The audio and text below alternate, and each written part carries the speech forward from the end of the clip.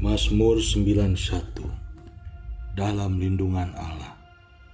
Orang yang duduk dalam lindungan yang maha tinggi dan bermalam dalam naungan yang maha kuasa akan berkata kepada Tuhan, tempat perlindunganku dan kubu pertahananku, Allahku yang kupercayai. Sungguh, dialah yang akan melepaskan engkau dari jerat penangkap burung, dari penyakit sampar yang busuk. Dengan kepaknya ia akan melindungi engkau. Di bawah sayapnya engkau akan berlindung. Kesetiaannya ialah perisai dan pagar tembok.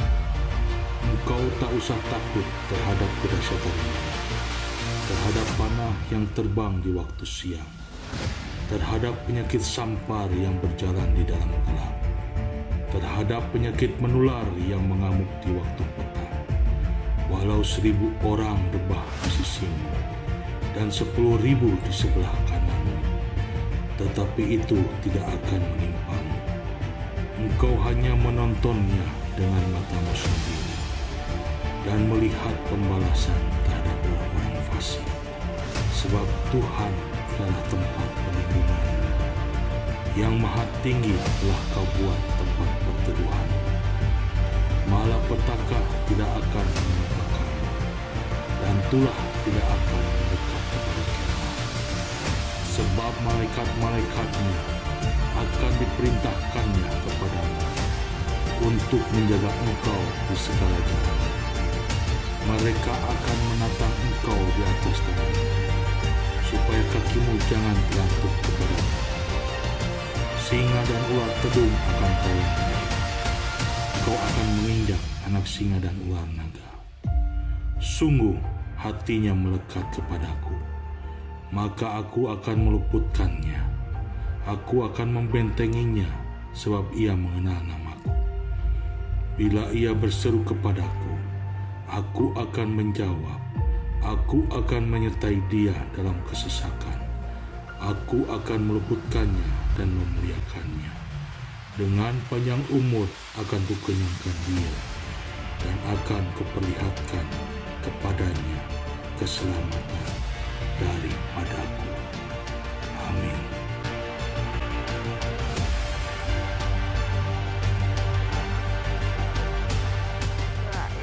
Shalom Jemaat Tuhan, tidak terasa kita sudah memasuki minggu keempat di bulan Agustus. Dan kita juga telah merayakan kemerdekaan Indonesia yang ke-76. Izinkan saya Emil akan menyampaikan pengumuman sepekan minggu ini. Hari Kamis ini ada menara doa online loh jam 6 sore bersama Bapak Gembala live di Instagram dan YouTube channel. Jumat ini akan ada ibadah WBI jam 6 sore yang dilayani oleh Ibu Hani Herlina dari Bandung melalui aplikasi Zoom. Jangan lupa buat adik-adik kita juga ada sekolah minggu loh, jam 7 pagi di YouTube dan jam 10 pagi kita bisa bergabung dalam Zoom.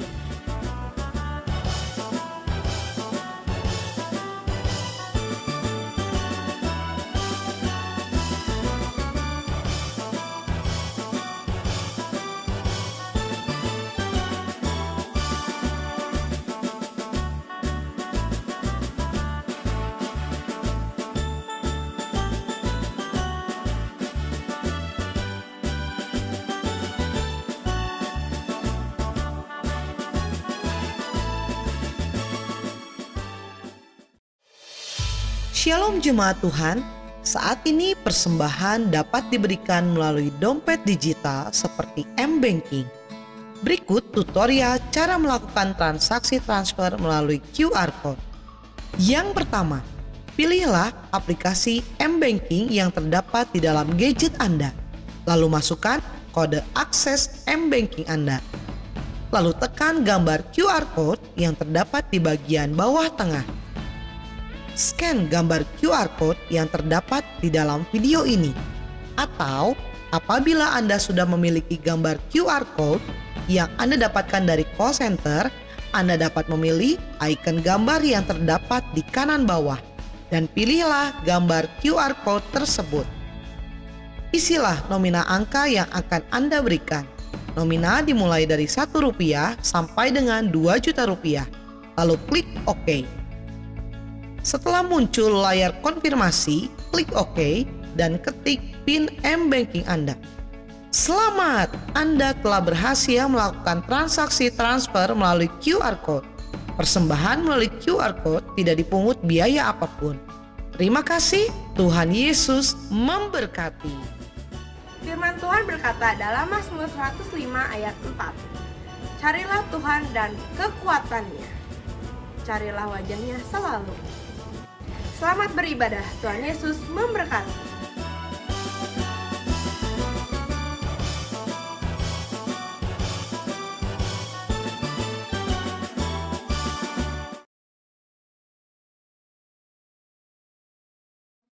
Shalom, saya berdoa kita semua terus dalam perlindungan dan penyertaan Tuhan. Voice of Pentecost kali ini bertemakan bersinergi bagi bangsa. Kemerdekaan disebut dengan keadaan bebas dari perhambaan. Tentu, perjuangan menuju kemerdekaan tidaklah mudah. Inilah yang diperjuangkan Bung Karno, juga Bung Hatta, hingga pada 17 Agustus 1945 Indonesia merdeka. Saudara, perjuangan menuju kemerdekaan ini tidak hanya dilakukan Bung Karno sendiri ataupun Bung Hatta seorang. Perjuangan ini melibatkan seluruh aspek dan golongan dari Indonesia, termasuk umat Tuhan. Sebut saja beberapa nama, seperti Martha Christina Tiahahu, Agustinus Adi Sucipto, Herman Johannes, dan masih banyak yang lain. Ini membuktikan bahwa umat Tuhan tidak berleha-leha, melainkan ikut berjuang dalam merebut dan mempertahankan kemerdekaan. Lalu bagaimana dengan kita? Peran apa yang mampu kita tempuh demi mengisi kemerdekaan saat ini? Salah satu jawaban atas pertanyaan tersebut adalah dengan bersinergi dengan pemerintah. Sinergi berasal dari bahasa Yunani, sinergos, yang berarti rekan sekerja. Sinergi adalah suatu bentuk dari sebuah proses atau interaksi yang menghasilkan suatu keseimbangan yang harmonis, sehingga bisa menghasilkan sesuatu yang optimal. Ada 4 yang perlu kita perhatikan dalam hal bersinergi dengan pemerintah. Yang pertama, menyadari bahwa pemerintah adalah dari Allah. Tak dapat terhitung berapa banyak narasi yang diciptakan oleh oknum dalam berbagai media dan platform yang berusaha menimbulkan ketidakpercayaan masyarakat terhadap pemerintah. Seperti dalam penanganan COVID-19 dan program vaksinasi yang sedang ada tepat di depan kita saat ini.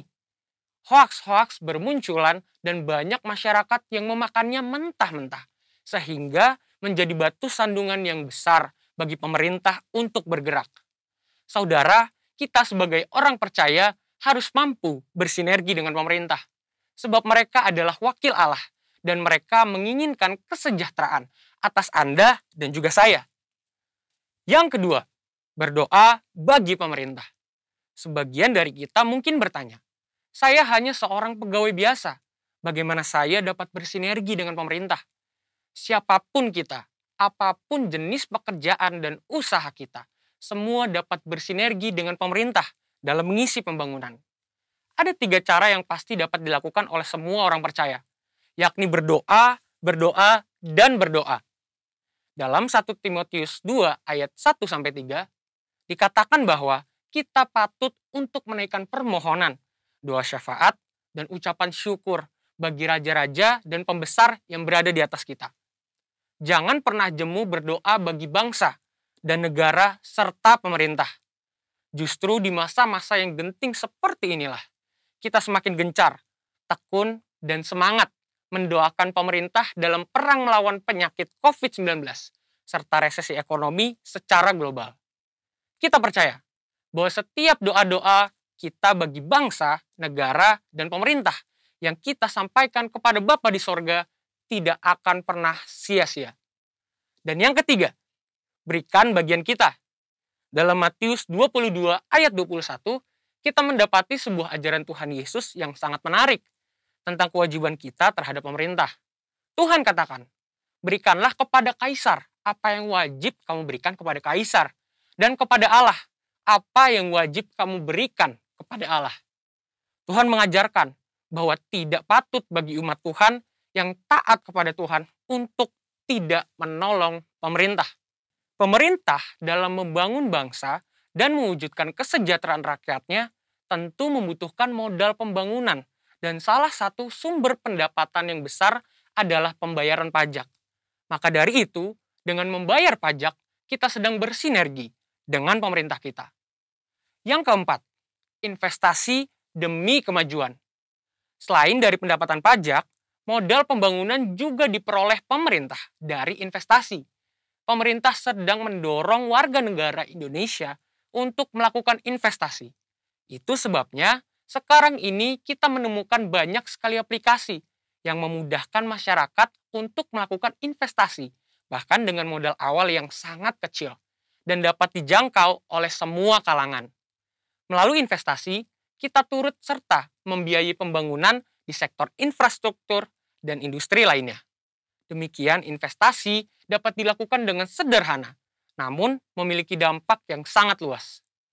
Demikian saudara, bagian kita dalam mengisi kemerdekaan bukan lagi dengan bersusah payah melawan penjajah, tetapi dengan sinergi yang baik antar kita dan pemerintah. Saudara, untuk penjelasan lebih lengkapnya dari tim teologi kami, silakan buka link yang ada di atas atau scan QR Code yang tersedia. Salam integritas, Tuhan Yesus memberkati. Shalom Bapak Ibu Saudara, mari dimanapun Bapak Ibu Saudara berada saat ini, kita mau memuji Allah yang perkasa. Yesus Tuhan Allah yang perkasa, segala kuasa di tangannya. Dia Tuhan, segala Tuhan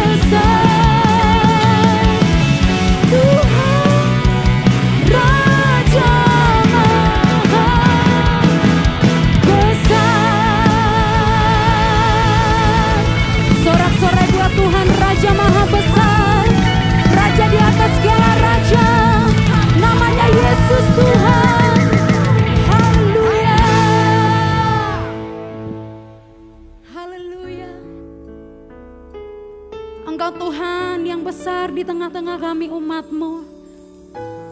Untuk itu saat ini terus kami bawa hati kami untuk menyembah Engkau. Dan kami mau katakan Engkau juru selamat kami.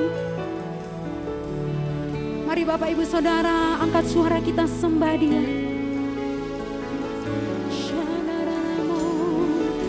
Kau juru selamat kami. Selamanya.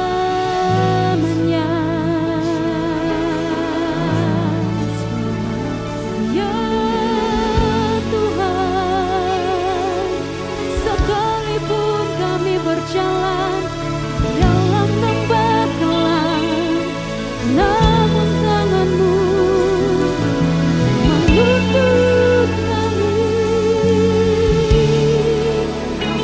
Kau berjalan bersama kami, jadi gembala kami setiap hari. Sebab itu kami memuji-Mu, menyembah-Mu, ya Yesus.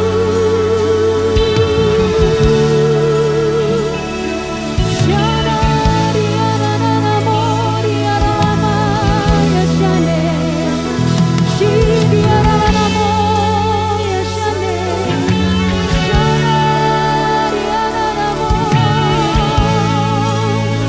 Mari dimanapun Bapak Ibu Saudara berada, angkat kedua tangan kita sembah Dia. Sembah Dia, sebab Dia selalu hadir saat umat-Nya menyembah Dia. Shadaralanamo, riyaralanamo. Shadaralanamo.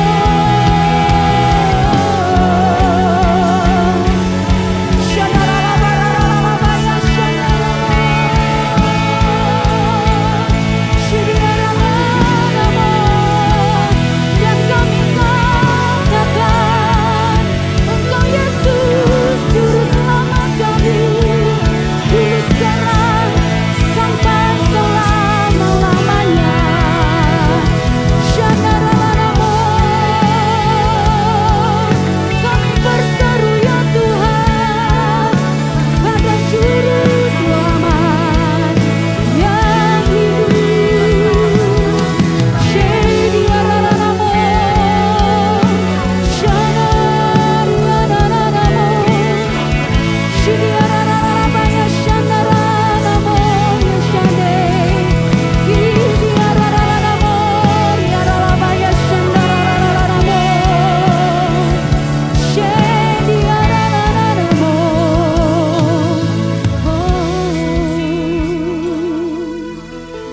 Shadaralanamo. Shidiyaralamo, yashandaranamo.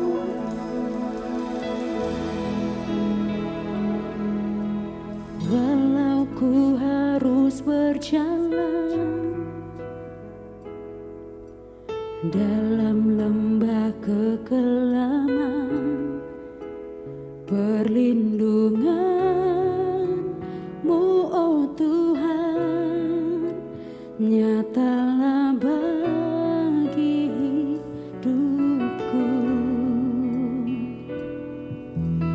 Tiada pernah sedetik pun,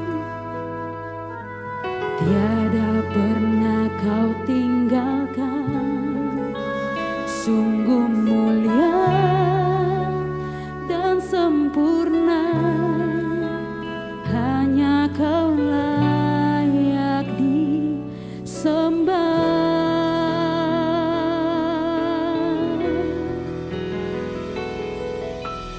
Yesus Engkau juru selamatku, dalam janji-Mu kemenanganku selamanya kan ku nyatakan.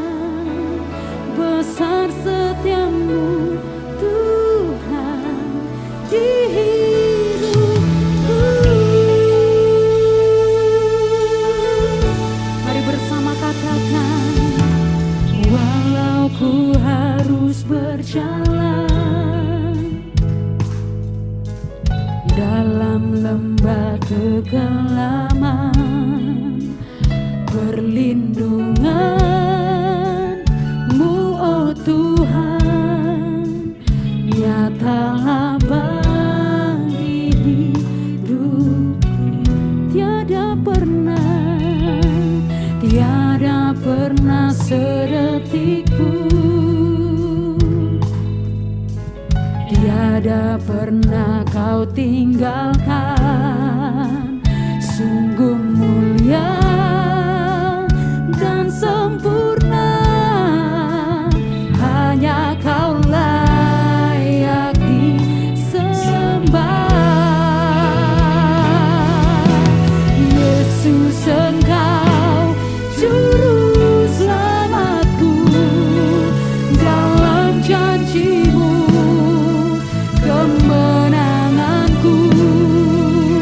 Selamanya kan ku nyatakan besar setia-Mu Tuhan di hidupku.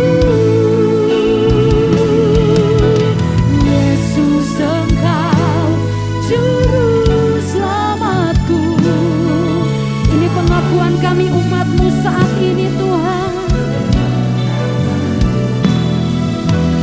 Selamanya kan ku nyatakan besar setia-Mu Tuhan. Yesus, Engkau juru selamatku. Yesus, Engkau juru selamatku, dalam janji-Mu kemenanganku. Selamanya kan ku nyatakan besar setia-Mu Tuhan. Mari di rumah-rumah angkat suara kita sembah Dia bersama-sama. Ya Yesus, Kau satu-satunya juru selamat kami. Dalam janji-Mu ada kemenangan demi kemenangan yang setiap hari terjadi dalam kami, ya Tuhan.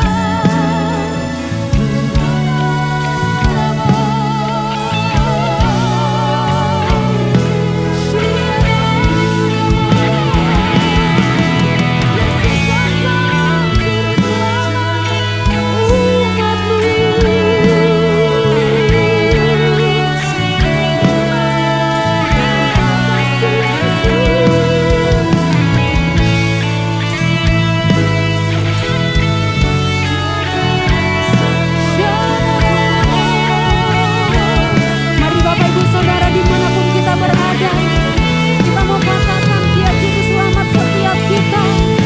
Mari bersama angkat kedua tangan kita katakan, Yesus, Engkau juru selamat, dalam janji-Mu kemenanganku. Selamanya kan ku nyatakan besar setia-Mu Tuhan. Yesus, Kau juru selamatku. Yesus, Engkau juru selamatku, dalam janji-Mu kemenanganku. Selamanya kan ku nyatakan besar setia-Mu Tuhan. Besar setia-Mu Tuhan, besar setia-Mu, besar setia-Mu Tuhan di hidupku.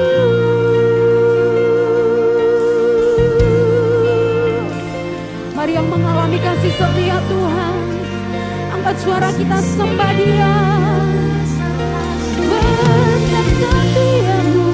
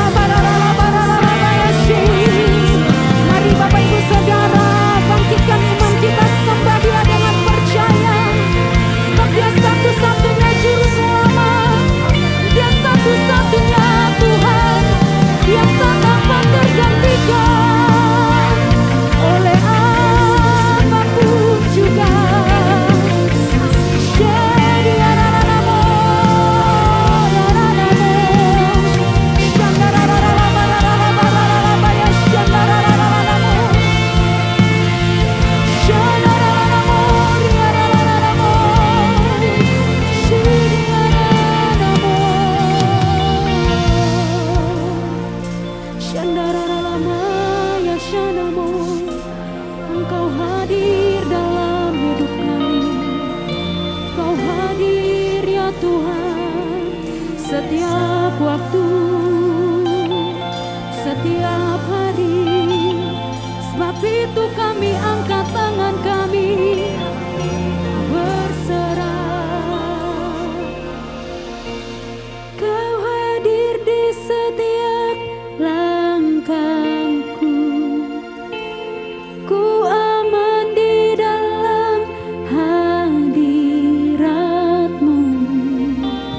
Kau buktikan Engkau setia.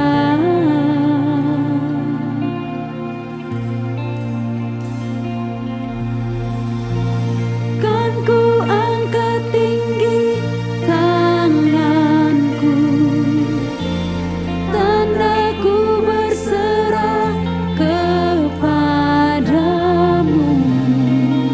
Selamanya Engkau setia.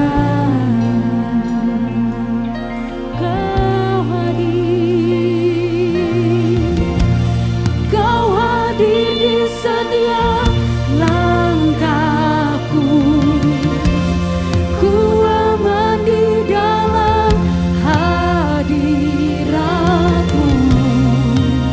Kau buktikan Kau setia.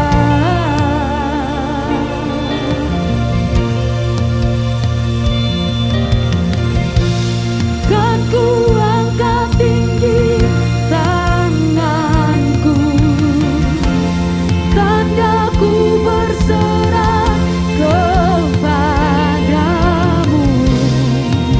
Selamanya Kau setia. Mari di rumah-rumah katakan, Kau hadir.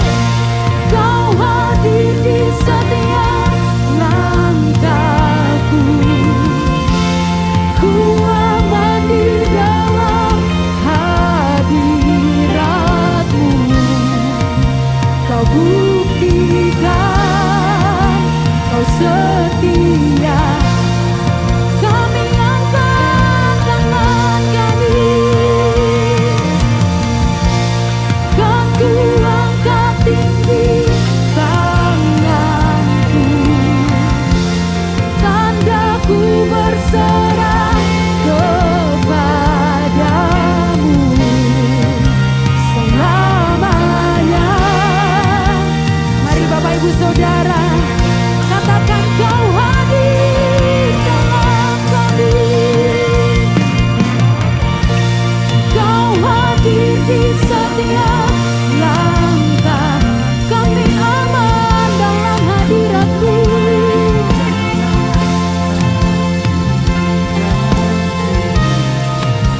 Kau buktikan Kau setia. Ya Yesus, kan ku angkat tinggi, bagian kami terus berserah kepada Engkau Tuhan. Tandaku berserah kepadamu. Selamanya Kau setia.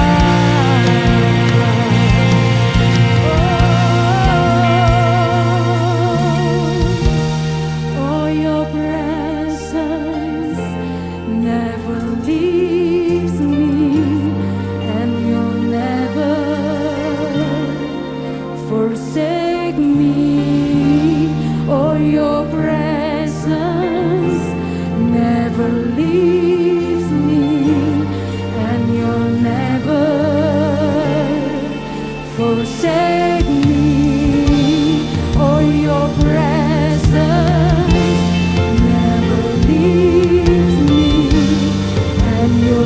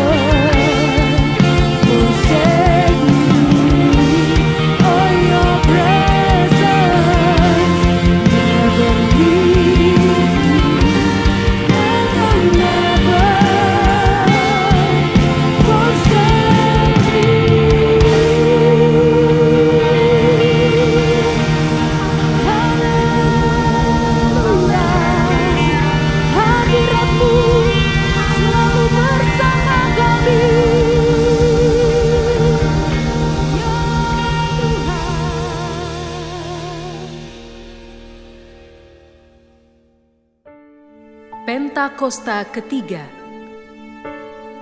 Pentakosta ketiga adalah pencurahan Roh Kudus yang dahsyat di zaman ini, melebihi yang terjadi di Azusa Street. Pentakosta ketiga akan mengakibatkan penuaian jiwa yang terbesar dan yang terakhir sebelum Tuhan Yesus datang kembali. Pentakosta ketiga akan membangkitkan generasi Yeremia, yaitu anak-anak muda yang dipenuhi Roh Kudus, cinta mati-matian kepada Tuhan Yesus, tidak kompromi terhadap dosa, dan akan bergerak untuk memenangkan jiwa. Pentakosta ketiga lahir di Indonesia dan bergerak ke bangsa-bangsa. Gerakan ini dari timur ke barat dan akan kembali ke Yerusalem. Pentakosta ketiga akan memberikan kuasa untuk menyelesaikan amanat agung, dan setelah itu Tuhan Yesus datang kembali.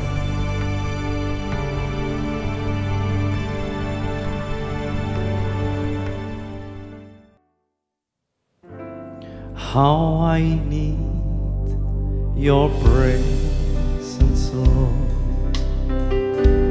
How I need your presence, Lord. Spirit of hope, draw me closer to you, Lord. Spirit of life, flowing into my heart. How I need your presence, Lord. How I need your presence, Lord. Spirit of hope, draw me closer to you, Lord Jesus. Spirit of life, flowing into my heart as I worship you. Oh, how I need your presence, Lord. Amen. How I need your presence, Lord. Spirit of hope, draw me closer to you, Lord. Spirit of life, flowing into my heart.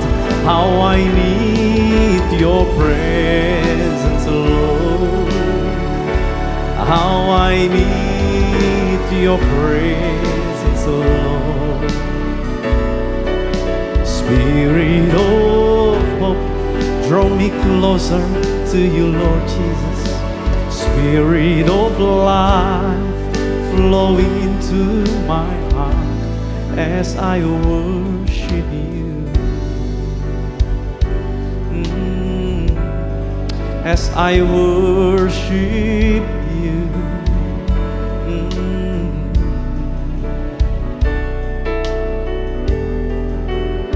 Oh, in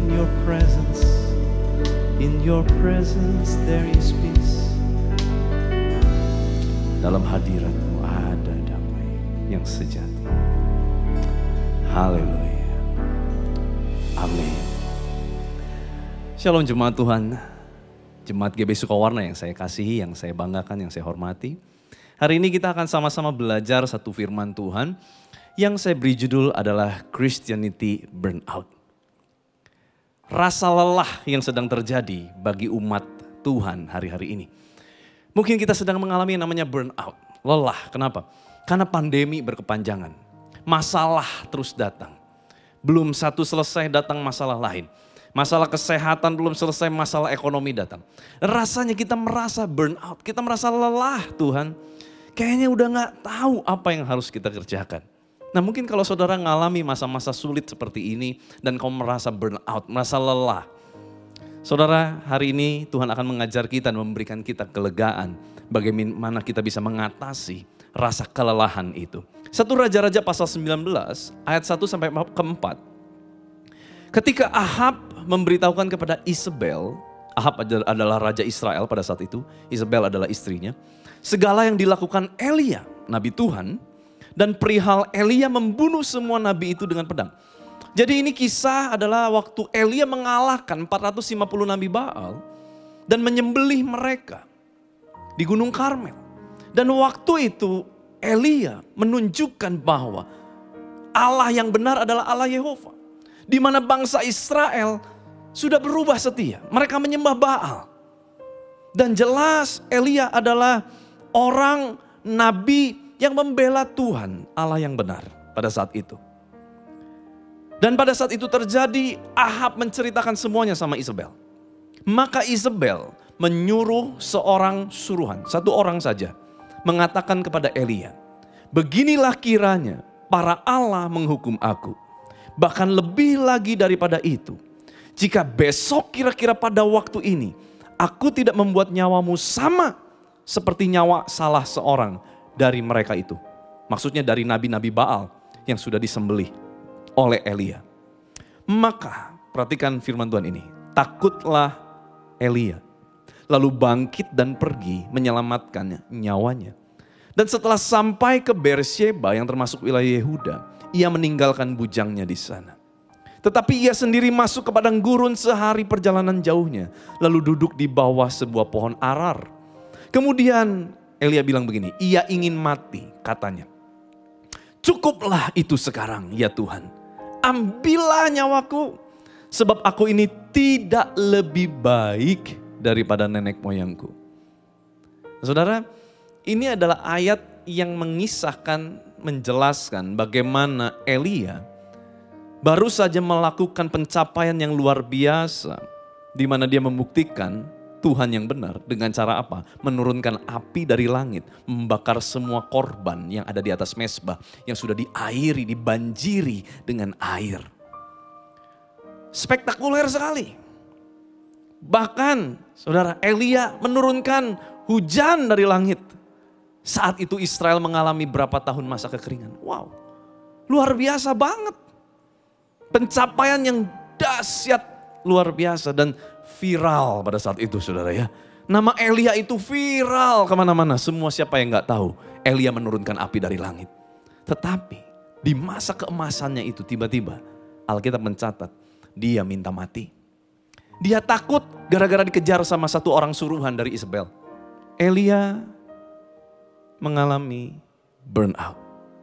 Elia mengalami kelelahan. Saudara, mungkin ini yang sedang kita alami hari-hari ini.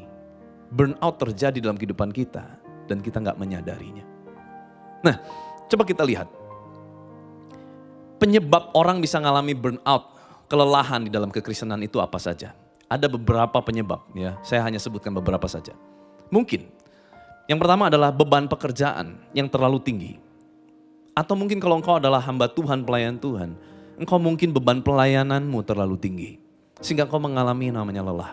Pekerjaan yang menuntut engkau terus-menerus harus berhasil. Banyak tuntutan-tuntutan dalam pekerjaan yang terlalu tinggi sehingga engkau mengalami lelah. Atau engkau mengalami yang namanya komunikasi yang tidak memadai. Suami dan istri bertengkar terus-menerus mau cari solusi tapi gak pernah ketemu. Suami ngomong A, istri tangkapnya B, selalu gak nyambung. Engkau mengalami masa burnout. Engkau mengalami masa lelah. Juga kemungkinan apa? Adanya nilai-nilai yang bertentangan. Suami dan istri punya nilai yang terus bertentangan. Suaminya mungkin gampangan orangnya, udahlah biarin cincai begitu. Tapi istrinya mungkin gak bisa kayak begitu. Semua ada hitungannya, gak boleh cincai. Nah akhirnya akan benturan-benturan terjadi. Sampai akhirnya mengalami kelelahan. Tidak seimbangnya kehidupan. Mungkin kau tidak lagi punya me time. Kau tidak punya waktu untuk bisa menikmati apa yang kau sukai hari-hari ini. Karena tekanan, ketakutan dan lain sebagainya. Atau mungkin hubungan sosialmu bermasalah. Atau mungkin juga hubungan dengan Tuhanmu bermasalah. Sehingga tidak ada keseimbangan di dalam kehidupanmu. Sehingga kau mengalami namanya burnout. Atau mungkin kau juga mengalami ini, rasa kurang dihargai. Engkau mungkin sebagai kepala rumah tangga, engkau sudah lakukan semua yang terbaik. Tetapi rasanya masih terus kurang. Engkau sebagai ibu, engkau sebagai istri, udah lakukan semua yang kau pikir kau lakukan terbaik. Tetapi rasanya itu pun masih kurang. Engkau mengalami burnout.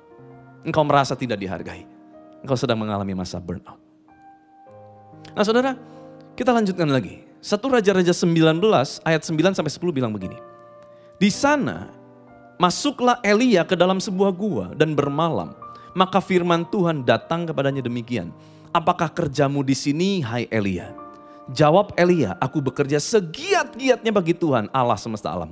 Karena orang Israel meninggalkan perjanjianmu, meruntuhkan mesbah-mesbahmu, dan membunuh nabi-nabimu dengan pedang. Hanya aku seorang diri yang masih hidup dan mereka ingin mencabut nyawaku.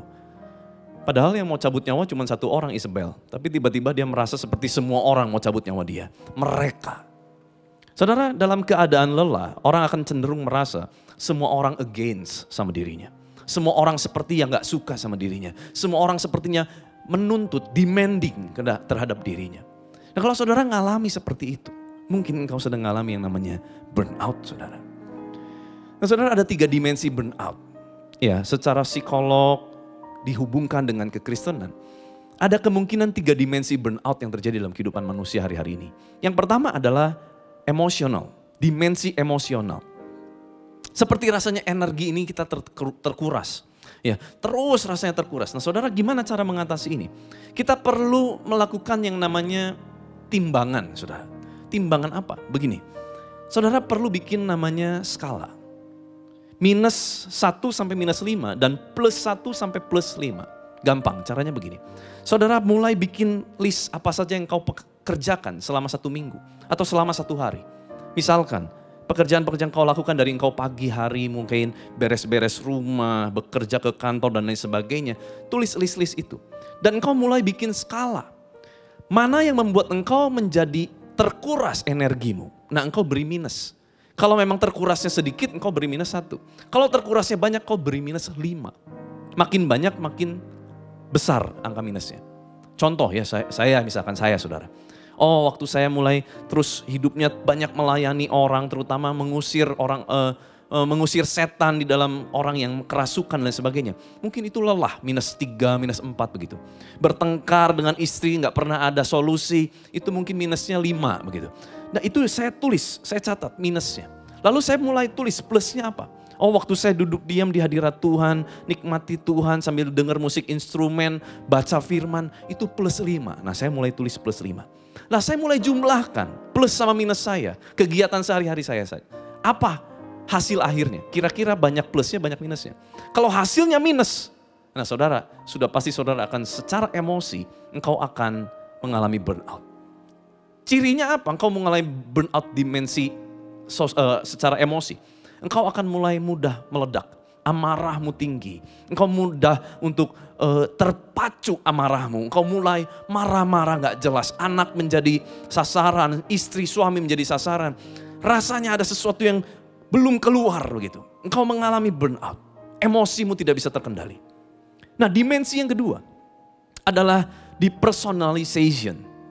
Depersonalisasi ini adalah keadaan di mana seseorang merasa bahwa pikiran dan perasaannya tampak tidak nyata. Bahkan dia merasa bahwa ini seperti bukan dirinya.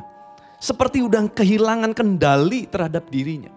Jadi kayaknya udah ini siapa sih sebetulnya hari-hari ini kayak bukan aku, kayak bukan saya begitu. Nah saudara, kalau saudara udah mengalami tahap itu, saudara mungkin mengalami dimensi tahap kedua adalah depersonalisasi. Mungkin kita mengalami udah gak tahu apa yang sedang aku kerjakan. Kehilangan gairah. Nah saudara, apa yang harus kita lakukan? Nanti kita akan kupas saudara ya. Nah yang ketiga, ya dimensi yang ketiga adalah lack of personal accomplishment. Rasa hilangnya kemampuan dan merasa tidak mencapai apapun yang seharusnya mungkin kita pikir kita harus capai. Beberapa waktu lalu ramai kan ya, apa yang kau sudah capai di umur 25 tahun begitu. Rasanya kalau dibandingkan dengan itu, waduh saya gak capai apa-apa. Lack of personal accomplishment.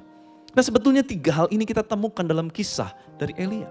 Dia mengalami 3 hal burnout ini saudara. 3 dimensi burnout ini. Kalau kita lihat bahkan dia bilang, saya mau mati aja. Saya gak lebih baik dari nenek moyang saya. Nah itu dia, udah mulai ada pembanding saudara ya. Dan biasanya manusia itu selalu membandingnya ke atas, gak pernah ke bawah kan. Dan setiap kita membandingkan, kita akan menemukan kita semakin banyak kurangnya. Apa yang terjadi? Kita akan mengalami burnout. Kita akan mengalami terus kecewa, merasa kurang. Dan gak punya rasa syukur, gak punya rasa cukup saudara. Elia mengalami lack of personal accomplishment. Dia merasa gagal. Sebab dia nggak lebih baik dari nenek moyangnya. Nah, saudara, Christianity burnout, kelelahan kekristenan menyebabkan hal-hal ini. Yang pertama, hilangnya minat. Udah gak minat lah, mau ngapa-ngapain males gitu ya. Mager, males gerak. Hilangnya rasa hormat. Anak kepada orang tua, suami dan istri sudah tidak lagi hormat. Tidak lagi hormat terhadap pernikahan. Hilangnya rasa simpatik. Udah acuh tak acuh, gak ada rasa peduli. Udahlah biarin dia susah, dan kita juga lagi susah. Udahlah gak usah pusingin orang lain, kita sendiri lagi pusing. Hilang rasa simpatik, hilang rasa peduli. Dan mungkin kau mengalami stagnasi. Itu adalah hal-hal yang diakibatkan dari engkau mengalami yang namanya burnout. Nah kalau gitu saudara, apa yang dapat menyembuhkanku? Apa yang dapat memulihkanku? Kuncinya ini saudara, kejar perjumpaan dengan Tuhan setiap saat. 1 Raja-Raja 19 ayat 11-13 bilang begini. Lalu firman Tuhan kepada Elia, keluarlah dan berdiri di atas gunung itu di hadapan Tuhan. Maka Tuhan lalu angin besar dan kuat membelah gunung-gunung dan memecahkan bukit-bukit batu. Wah ini luar biasa, peristiwa dahsyat begitu mendahului Tuhan. Tetapi tidak ada Tuhan dalam angin itu. Dan sesudah angin itu datanglah gempa. Wah ini lebih dahsyat lagi, gempa saudara. Tetapi tidak ada Tuhan dalam gempa itu. Dan sesudah gempa itu datanglah api. Wah lebih hebat lagi, api saudara. Tetapi tidak ada Tuhan dalam api itu. Dan sesudah api itu datanglah bunyi angin sepoi-sepoi basah. Dalam bahasa Inggrisnya bagus banget dikatakan, sound of a gentle blowing, a gentle and quiet whisper. Seperti bisikan-bisikan yang teduh, angin yang sepoi, tenang begitu. Tetapi tiba-tiba Elia menutupi wajahnya dan di sana ada Tuhan. Kadang kita sibuk ya mencari guntur, kita mencari hal-hal spektakuler begitu. Tetapi kita kadang melupakan hal-hal sederhana. Di mana terkadang Tuhan tuh bicara lewat sekeliling kita. Terkadang kita terlalu sibuk mencari hal yang besar, yang luar biasa. Sukses, sukses, sukses, sukses. Sampai kita lupa untuk duduk diam di hadirat Tuhan. Padahal hal-hal sederhana itu, hal-hal yang kecil itu. Itu yang dapat memberi kekuatan kepada setiap kita. Kejar hadirat Tuhan hari-hari ini. Tapi Pak Pendeta, saya ini rajin baca firman. Rajin berdoa. Pertanyaan saya, hari-hari ini kita rajin baca Alkitab, kita rajin berdoa. Apakah kita menemukan Tuhan waktu kita baca firman? Apakah kita menemukan getar cinta Tuhan waktu kita baca firman-Nya? Kalau enggak, mungkin kita cuma lakukan ritual agamawi, tetapi kita tidak melakukan hubungan dengan Tuhan. Tuhan tanya sama kita hari-hari ini, apa kerja kita? Lucu banget ya, Tuhan tanya dalam bentuk apa yang kau kerjakan sekarang begitu ya. Apa yang sedang kau kerjakan? Tuhan tanya yang lagi dilakukan. Elia jawabnya yang lalu-lalu. Dulu Tuhan aku sibuk banget belain Tuhan. Gak ada seorang pun menyembah Tuhan, aku belain Tuhan. Dia terus melakukan mengingat hal-hal yang lalu. Tetapi dia lupa apa yang dia lakukan hari ini. Dia gak lagi ngapa-ngapain. Dia lagi kelelahan. Sampai dia meninggalkan hubungannya dengan Tuhan. Saudara, mungkin kita hari ini terlalu sibuk mencari ini dan itu. Ya memang tekanan dan luar biasa, semua hal sedang terjadi tanpa kita bisa prediksi. Tetapi Alkitab mengajar kita, yuk kembali kejar perjumpaan dengan Tuhan. Sebab perjumpaan dengan Tuhan akan mengubah segalanya. Kenapa Tuhan berbisik ya? Diibaratkan the gentle quiet whisper. Kenapa Tuhan berbisik? Karena Tuhan dekat. Tuhan gak pernah jauh. Makanya Tuhan gak pernah teriak-teriak sebetulnya saudara. Tuhan cukup berbisik. Selama kita mau peka, mau dengar suara Tuhan. Kita akan dengar instruksinya Tuhan untuk apa kita harus lakukan hari-hari ke depan ini. Dan saudara, saya tutup dengan ini. Small is big, but sometimes big is small. Apa yang kita pikir kecil, mungkin itu sebetulnya sesuatu yang besar. Tetapi apa yang kita pikir besar, spektakuler, mungkin sebetulnya itu kecil.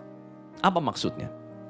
Seorang penulis buku, Max Lucado, menuliskan prinsip 85-15. Ini yang harusnya kita kejar hari-hari ini saudara.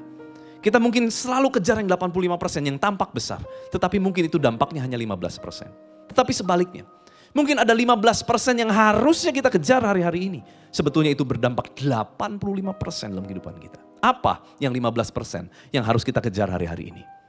Yang pertama, hubungan dengan Tuhan. Hubungan dengan Tuhan itu gak bisa digantikan dan gak bisa titip sama orang. Oh, titip ya Pak Pendeta, supaya saya nanti lebih peka, gak bisa. Hubungan kita dengan Tuhan harus kita sendiri yang kerjakan. Itu 15% yang tidak bisa digantikan. Dan 15% itu mempengaruhi 85%, saudara. Apalagi hubungan suami dan istri, komunikasi, fungsi dalam rumah tangga. Itu gak bisa diganti. Fungsi seorang ayah, fungsi seorang ibu, fungsi seorang anak, gak bisa diganti. Ayah gak bisa titip, aduh lagi malas jadi ayah. Titip ya ke teman baik kita dan bilang, gantiin aku jadi ayah 1 hari aja. Gak bisa, saudara. Apalagi yang 15%, olahraga. Saudara gak bisa titip olahraga. Oh Pak Pendeta rajin olahraga ya. Saya titip Pak Pendeta ya. Saya titip 200 kalori aja, gak banyak-banyak. Gak bisa, saudara. Kita yang olahraga, kita yang akan mengalami manfaat itu. 15% yang tidak bisa digantikan. Mari kejar yang 15% hari-hari ini. Karena itu adalah yang esensi. Sedangkan yang 85% mungkin itu hanyalah kesibukan belaka yang sebetulnya tidak mempengaruhi banyak dalam kehidupan kita. Kejar yang esensi hari-hari ini. Kejar perjumpaan dengan Tuhan, saudara. Itu adalah esensi kita sebagai penyembah-penyembah Tuhan. Nah saudara, kita lihat firman Tuhan ini bagus banget ya. Elia mengkhawatirkan apa yang besar, pencapaian. Dia bilang gak lebih baik dari nenek moyangnya, gak lebih hebat gitu ya. Tetapi tiba-tiba Tuhan gak mau pusing soal itu. Tuhan tiba-tiba suruh kepada Elia begini. 1 Raja-Raja 19 ayat 15, 16, 18. Firman Tuhan kepada Elia, pergilah, kembalilah ke jalanmu melalui padang gurun ke Damsyik. Dan setelah engkau sampai, engkau harus mengurapi Hazael menjadi raja atas Aram. Juga Yehu cucu Nimsi haruslah kau urapi menjadi raja atas Israel. Dan Elisa bin Safat dari Abel Mehola harus kau urapi menjadi nabi menggantikan engkau. Tetapi, perhatikan kalimat ini, tetapi aku, kata Tuhan, akan meninggalkan 7.000 orang di Israel. Yakni semua orang yang tidak sujud menyembah Baal dan yang mulutnya tidak mencium dia. Apa yang Elia khawatirkan? Gak ada yang bela Tuhan. Ya, itu yang dia khawatirkan. Dan dia merasa kalau dia udah bela Tuhan, sampai mengalahkan 450 Nabi Baal, dia sudah achieve something big. Sesuatu yang besar dia sudah capai. Tetapi di hadapan Tuhan ternyata enggak. Buat Tuhan apa yang dipikir Elia besar itu kecil. Kenapa? Tiba-tiba Tuhan bilang begini. Tetapi aku, Elia berkali-kali bilang, aku sibuk. Belain Tuhan, gak ada lagi yang belain Tuhan. Tuhan bilang begini, aku akan meninggalkan 7.000 orang di Israel. Yaitu semua orang yang tidak sujud menyembah Baal, mulutnya tidak mencium dia. Seolah Tuhan bilang begini, apa yang kamu khawatirkan Elia, aku sanggup gantikan dengan 7.000 orang. Engkau pikir kau hanya sendiri, tetapi sebetulnya aku bisa ganti dengan 7.000 orang. Mungkin hari-hari ini kita kejar apa yang besar menurut pandangan manusia. Tetapi di mata Tuhan itu hal yang kecil. Jangan terbalik, saudara. Dan kalau kita lihat ya di ayat ini, saudara. Tuhan kasih 3 perintah penting kepada Elia. Yang pertama Tuhan kasih perintah apa? Urapi Hazael. Mengurapi Hazael. Hazael adalah panglima perang gitu, diurapi untuk menggantikan raja. Tentu ini gak membuat Elia menjadi famous. Gak akan membuat Elia menjadi terkenal. Siapa yang lihat, dia bahkan harus sembunyi-sembunyi mengurapi Hazael. Tetapi Tuhan kadang suruh yang kecil kok, gak yang besar. Saudara, Alkitab tidak pernah mencatat Elia melaksanakan tugas ini. Yang kedua, Tuhan suruh apa? Urapi Yehu cucu Nimsi. Ini pun hal kecil. Cuman ngurapin orang. Elia gak tahu dampaknya. Elia gak lakukan. Alkitab tidak mencatat Elia mengerjakan tugas nomor 2. Padahal saudara, kalau kita lihat. Siapa yang akhirnya membunuh Isabel? Orang yang sangat ditakuti sama Elia. Yehu cucu Nimsi. Tuhan gak bilang dari awal sama Elia. Elia, nanti kalau kamu udah urapi, nanti dia yang akan membunuh Isabel. Kamu akan aman. Enggak. Tuhan cuma kasih perintah. Tugas Elia apa? Taat. terkadang ketaatan kita kepada hal kecil hari ini itu bisa membuka jalan keluar yang besar. Bahkan mungkin hal yang sedang kita gumulkan luar biasa.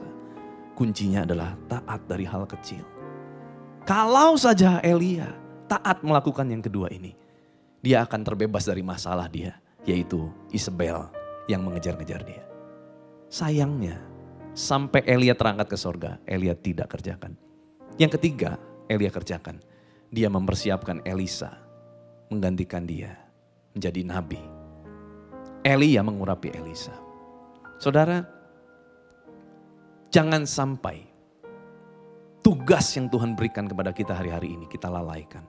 Sayang sekali. Mungkin dengan ketaatan kecil kita dapat mengubah banyak hal besar di dalam kehidupan kita hari-hari ini. Mari kita renungkan respon kita dalam menghadapi krisis yang sedang terjadi. Termasuk krisis rohani, krisis percaya diri mungkin, dan krisis kelelahan secara rohani ini. Respon kita akan menentukan perjalanan kehidupan kita, perjalanan pelayanan kita, bahkan perjalanan bisnis kita ke depan.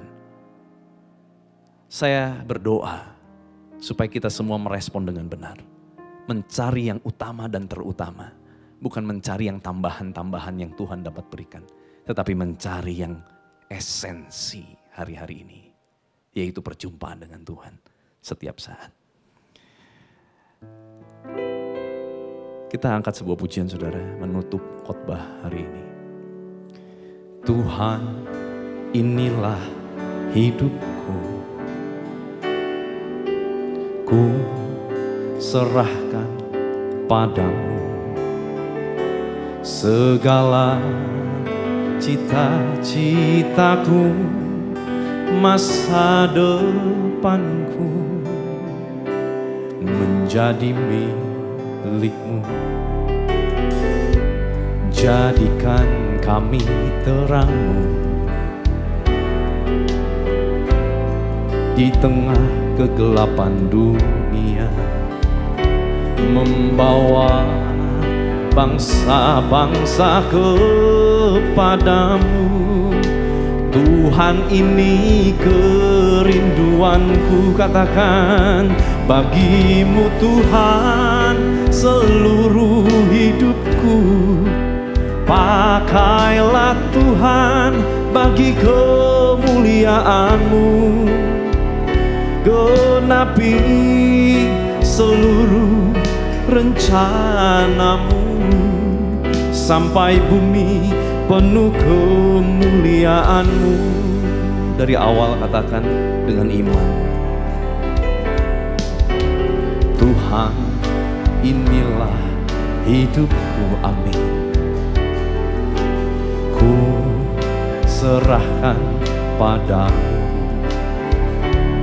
segala cita-citaku, bahkan masa depanku menjadi milikmu. Jadikan kami terangmu di tengah kegelapan dunia, membawa bangsa-bangsa kepadamu. Tuhan, ini kerinduanku, katakan bagimu Tuhan seluruh hidupku. Pakailah Tuhan bagi kemuliaan-Mu, genapi seluruh rencana-Mu, sampai bumi penuh kemuliaan-Mu. Genapi seluruh rencana-Mu, sampai bumi penuh kemuliaan-Mu. Genapi seluruh rencana-Mu, sampai bumi penuh kemuliaan-Mu.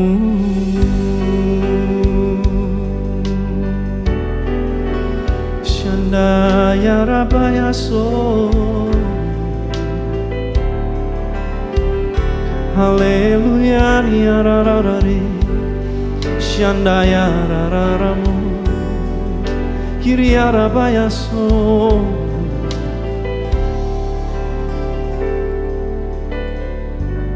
Tuhan, Kau lihat setiap tangan yang terangkat, setiap hati-hati yang dibawa kepadamu Tuhan. Biar saat ini Kau yang menjamah setiap umat-Mu. Sembuhkan yang sakit, bebaskan yang terikat Tuhan. Pulihkan hubungan keluarga, pulihkan hati-hati yang terluka, pulihkan setiap pekerjaan. Berikan hikmat, marifat dari tempat yang maha tinggi. Memampukan kami berjalan di dalam rencana-Mu Tuhan, setiap detik dalam hidup kami. Dan penuhi kami Tuhan dengan anugerah-Mu, penuhi kami dengan kasih karunia-Mu Tuhan, supaya kami dimampukan berjalan, berlari di dalam panggilan-Mu, dan melakukan apa yang menjadi kehendak-Mu. Biar pengurapan-Mu terus penuh atas setiap kami. Dan khususnya kami berdoa bagi setiap jemaat-Mu yang mungkin sedang mengalami sakit COVID-19, terkena badai sitokin, terbaring di rumah sakit, terbaring isolasi mandiri di rumah-rumah, tidak berdaya, hilang pengharapan, dalam keadaan ketakutan. Biar saat ini Tuhan, kuasa bilur darah Yesus menjamah setiap umat-Mu di dalam nama Yesus. Ada kuasa kebangkitan Kristus, ada kuasa kehidupan Kristus menjamah setiap umat-Mu. Dan pulihkan Tuhan, pulihkan setiap jemaat-Mu yang sedang mengalami kelelahan. Mereka mengalami kelelahan rohani, kelelahan secara fisik, lelah dengan pandemi yang berlarut-larut. Tapi Tuhan, Kau yang memberikan kekuatan saat ini. Kau yang menjamah Tuhan dengan kuasa-Mu. Pulihkan setiap hati, pulihkan Tuhan, pulihkan jamah di dalam nama Yesus. Terima kasih Bapa. Biar kuasa kehidupan Kristus memetraikan setiap firman-Mu di dalam nama Tuhan Yesus Kristus. Haleluya, sama-sama kita katakan amin. Mari angkat tangan saudara, terimalah berkat Tuhan. Kasih karunia yang berlimpah-limpah daripada Allah Bapa dalam Anak yang tunggal Yesus Kristus. Persekutuan yang manis dengan Roh Kudus menyertai saudara sekalian mulai hari ini sampai Tuhan Yesus datang menjemput kita di awan-awan dan bahkan sampai selama-lamanya. Yang percaya bersama-sama katakan amin.